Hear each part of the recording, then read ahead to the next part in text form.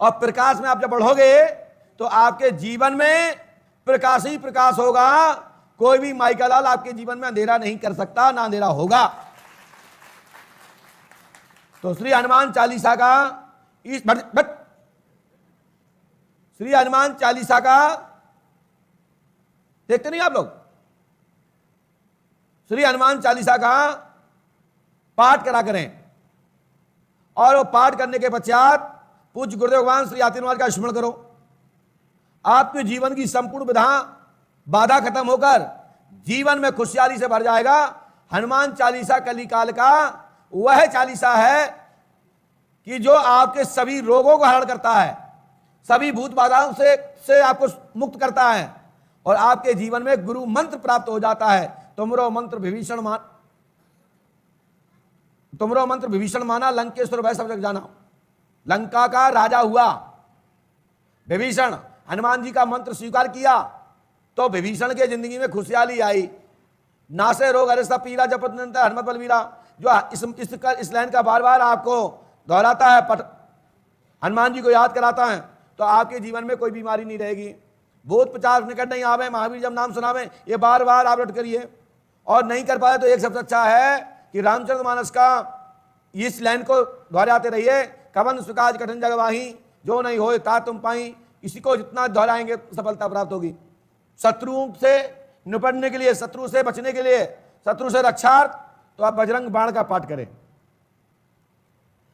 जीवन में पताका घुमानी हो, जीवन में खुशहाली, आपके घर में झंडा लहराता रहे, परिवार का वंश का नाम चलता रहे, खूब तरक्की हो, विकास हो, तो उसके लिए क्या करना चाहिए?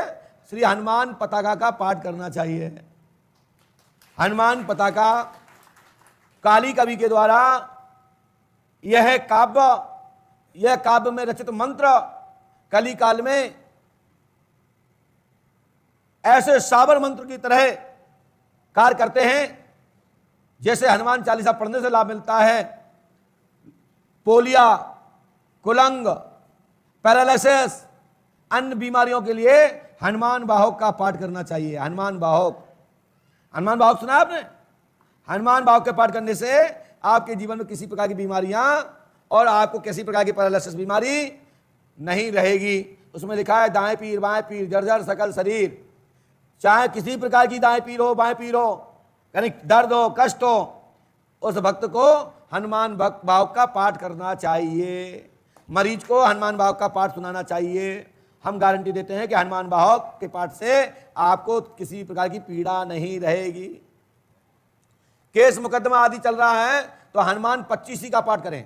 हनुमान 25 हमारे यहाँ दरबार से प्राप्त हो जाती है। 25 वह हनुमान 25 से 25 दिन के अंदर कैसा भी कानून का, कोर्ट का, कचहरी का कोई भी प्रकरण हो, वो समाधान की ओर वह फाइल लग जाएगी और आपके डॉक्यूमेंट्स के आधार पर न्याय के लिए, न्यायधारियों के लिए सफलता प्राप्त होगी।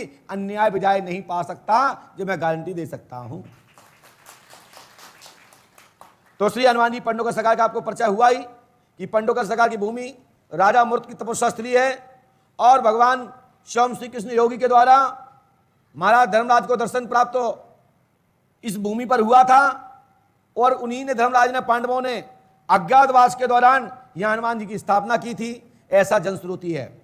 ऐसा महाभारत में भी उल्लेख है कि पुष्पावती पहु नदी में जो स्नान करता है उसके पूरे कुल अपवित्र हो जाता है। यही पुष्पावती पहु तट पर यह ग्राम बसा पंडोकर धाम के नाम से पूरी दुनिया में विख्यात है। पांडवों के रुकने ठहरने के कारण यह पंडोखर यानी कि खर माने होता है सुरंग, बहुत गहरा, खर माने सुरंग होता है, ये विद्वानों के मत हैं। और थल माने होता है रुकना, तो पांडवों का थल यानी रुकने का स्थल ग्राम पंडोखर धाम बना है। तो यही पंडोखर पांडवों के नाम से पूरी दुनिया में जाना जाता है। यहीं पर पांडेश्वर नामक लिंग की स्थापना भी अज्ञातवास के प्रवास काल में पांडवों ने शिवलिंग की स्थापना राजा विराट के प्रक्षेत्र में अनेक स्थलों पे की है। उन्हीं में से पांडेश्वर नाम का जो शिवलिंग की स्थापना पंडोकर धाम में की थी, जो मुगल काल आदि में नहीं बच पाया, अन्य कालों में नहीं बच पाए अनेक तीर्थ, उसी प्रकार से पंडोकर सरकार में पांडेश्वर नाम के शिवलिंग का विग्रह का खंडन हुआ। या समय अनुसार समय वक्त बीता, वह स्थल डूब गया, लेकिन कहते हैं कोई डूबता नहीं है, बीज नष्ट नहीं होता। बीज नष्ट नहीं होता। पृथ्वी पर जलाजल होने के पश्चात भी बीज सुरक्षित रहता है। इसी प्रकार से जब बीज का जानने वाला आ जाता है तो बीज प्रकट हो जाता है, तो वृक्षों को पहचान लिया जाता है कि ये अमुक नाम की औषधि है, अमुक नाम का वृक्ष है। उसी प्रकार जब योगी आता है, कोई संत आता है, तो वो समझ जाता है कि इस भूमि में कौन तत्व कहाँ छुपा हुआ है। तो भक्तों के सहयोग से पांडेश्वर नामक तीर्थ का जीर्णोद्धार कराते हुए नव निर्माण की स्थापना कर दी गई है और शीघ्र ही आप लोग पांडेश्वर लिंग का दर्शन करेंगे, जिसमें पौराणिक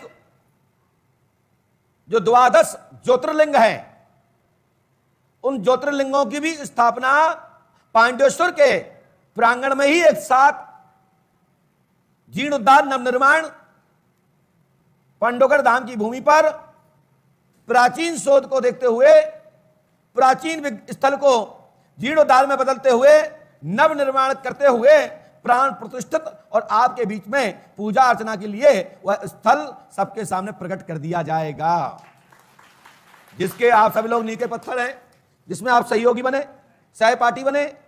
और जब सहपाठी बनोगे तो आपका नाम भी हमारे साथ चलेगा। नींव के पत्थर का शिखर के साथ नाम चलता है, लेकिन शिखर बदलते रहते हैं, नींव यथावत रहती है। नींव हमेशा चलती है। जब तक नींव में एक एक कंकड़ निकलता रहेगा, एक एक पत्थर निकलता रहेगा, एक एक चिन्ह निकलते रहेंगे, तब तक आप लोग भी निकलते रहेंगे। इसलिए अपनी वाणी को विराम, आप सबको साथ